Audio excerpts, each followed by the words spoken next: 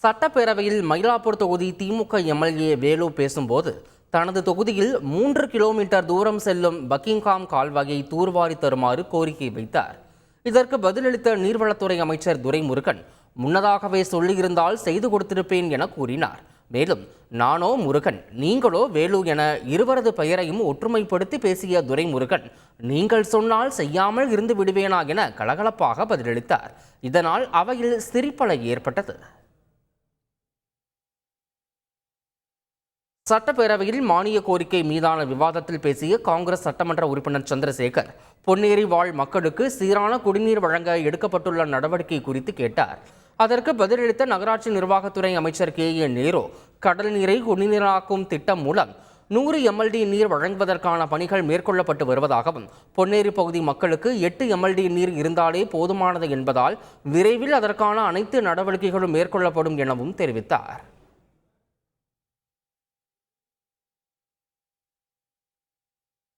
சட்டப்பேரவையில் மானிய கோரிக்கை மீதான விவாதத்தில் பேசிய பொன்னேரி சட்டமன்ற உறுப்பினர் துரை சந்திரசேகர், தமிழகத்தில் வழக்கறிஞர்கள் தாக்கப்படுவதை தடுக்க நடவடிக்கை எடுக்க வேண்டும் என கோரிக்கை வைத்தார். இதற்கு பதிலளித்த சட்டத்துறை அமைச்சர் ரகுபதி, வழக்கறிஞர்களின் பாதுகாப்பிற்காக சிறப்பு சட்டம் இயற்ற நடவடிக்கை மேற்கொள்ளப்படும் என தெரிவித்தார். மேலும், மாவட்ட நீதிமன்றங்களில் காலியாக உள்ள நீதிபதி பணியிடங்கள் குறித்த கேள்விக்கு பதிலளித்த அமைச்சர் ரகுபதி, மாவட்ட நீதிபதிகளுக்கு 50 பேரில் 6 பேர் தேர்வு செய்யப்பட்டுள்ளதாகவும் அவர்களுக்கான அழைப்பு விடுக்கப்பட்டுள்ளதாகவும் பதிலளித்தார். சிறைவாசிகளுக்கு வீடியோ கால் வசதி விரைவில் அறிமுகப்படுத்தப்பட்டு நடைமுறைப்படுத்தப்பட உள்ளதாக சிறைகள் மற்றும் சீர்திருத்த பணிகள் துறை கொள்கை விளக்க குறிப்பில் தெரிவிக்கப்பட்டுள்ளது. சிறைவாசிகளின் பயன்பாட்டிற்காக வழங்கப்பட்டுள்ள தொலைபேசி வசதி அழைப்பு அளவை 3 நாட்களுக்கு ஒரு முறையும் மாதத்திற்கு 10 முறையும் ஒரு அழைப்பிற்கு 12 நிமிடங்கள் என்றும் உயர்த்தி வழங்கப்பட்டுள்ளதாகவும், வீடியோ கால் வசதியும் விரைவில் நடைமுறைப்படுத்தப்பட உள்ளதாகவும் கூறப்பட்டுள்ளது.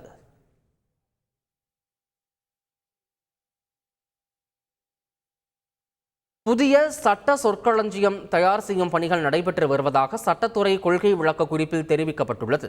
26 மைய சட்டங்கள் மொழிபெயர்க்கப்பட்டு மத்திய அரசு மற்றும் குடியரசுத் தலைவரின் ஒப்புதலுக்காக அனுப்பப்பட்டுள்ளதாகவும் கூறப்பட்டுள்ளது. முன்னாள் முதலமைச்சர் கருணாநிதியின் நூற்றாண்டு விழாவை முன்னிட்டு 100 சட்ட புத்தகங்கள் வெளியிடுவதன் ஒரு பகுதியாக 37 மைய சட்டங்களுடன் 63 மாநில சட்டங்கள் தமிழில் மொழிபெயர்க்கப்பட்டு வெளியிடுவதற்கு தயார் நிலையில் உள்ளதாகவும் குறிப்பிடப்பட்டுள்ளது.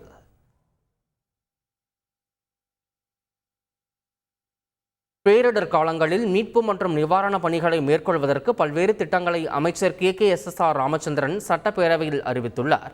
சென்னை மற்றும் புறநகர் பகுதிகளில் புயல் மற்றும் வெள்ளப்பெருக்கு போன்ற பேரிடரின் போது மக்களை மீட்பதற்கும் மீட்பு படகுகளை நிறுத்தவும், பால், ரொட்டி உள்ளிட்ட நிவாரணப் பொருட்களை முன்கூட்டியே சேகரித்து வைத்துக் கொள்ளவும் 36 கோடி ரூபாய் மதிப்பீட்டில் 3 நிரந்தர பேரிடர் மீட்பு நிவாரண மையங்கள் அமைக்கப்படும் என அறிவித்துள்ளார்.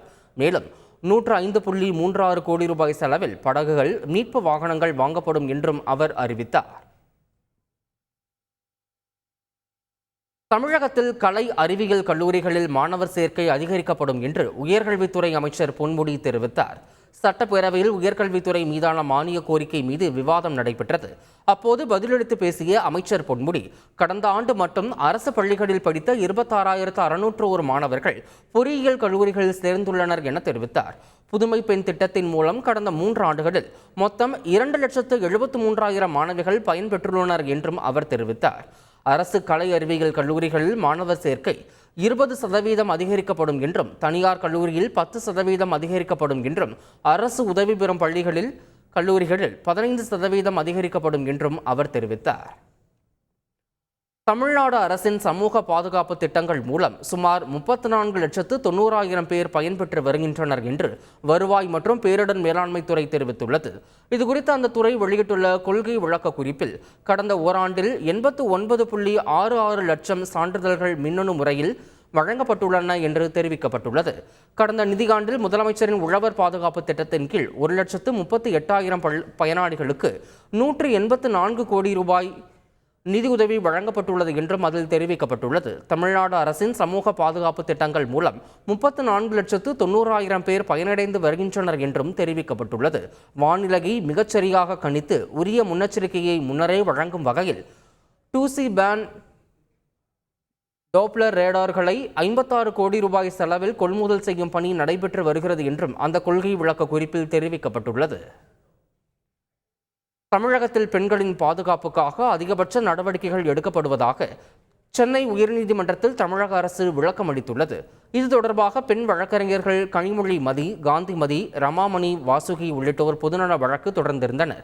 பொறுப்பு தலைமை நீதிபதி மகாதேவன், நீதிபதி முகமது ஷஃபீக் அமர்வில் விசாரணைக்குள்ள இந்த வழக்கில் தமிழக சமூக நலத்துறை செயலாளர் ஜெயஸ்ரீ முரளிதரன் சார்பில் அறிக்கை தாக்கல் செய்யப்பட்டுள்ளது.